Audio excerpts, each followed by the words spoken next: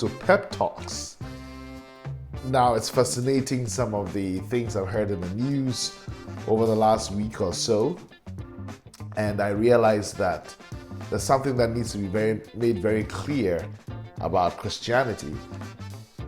One Kenyan theologian put it this way, I'll say theologian, missiologist. He said, Christianity is a beggar looking for clothes in every culture it gets into.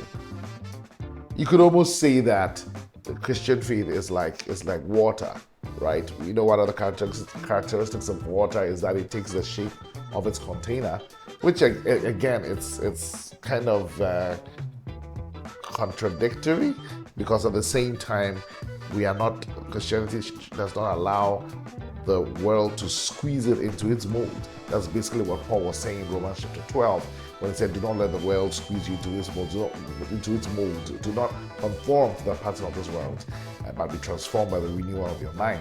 Romans chapter 12 verse 2. But really, what that theologian meant to say is that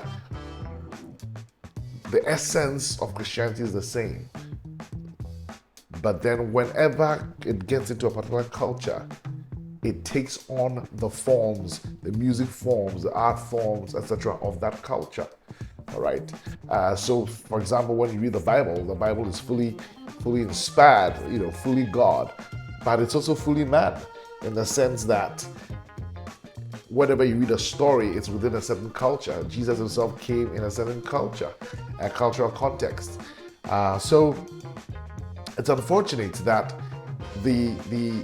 when Christianity was poured into the mold of Western culture, then the whole thing about Western superiority, the West, the best counsel of the West, etc., made it such that Christianity was transported with the Western garbs, with the Western clothes, with the Western packaging, right?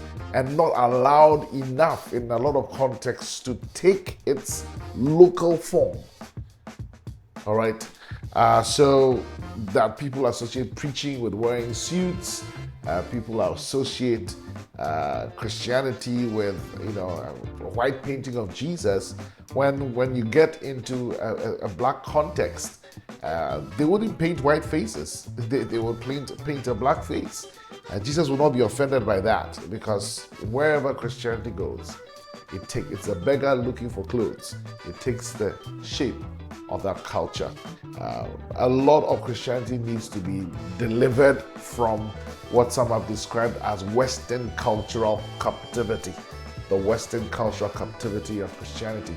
My grandfather was one of those that did his part in introducing us to Ghanaian culture, Ghanaian songs, Ghanaian drum language, and all of that. And his sort of his contemporary, but really his mentor, if you remember, was kicked out of the pulpit. Some of you may have heard that story, because he was preaching in African clothing, in African cloth, So, and it was actually not even the Caucasians that kicked him out; it was fellow Ghanaians. It's a very fascinating story.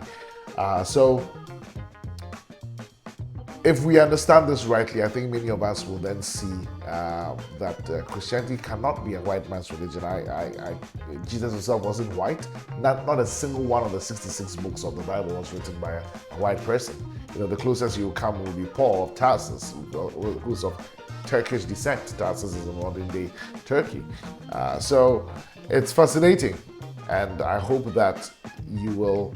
The thing is that every culture has the fingerprints of God, because God made it all, right? And at the same time, every culture is tainted by sin.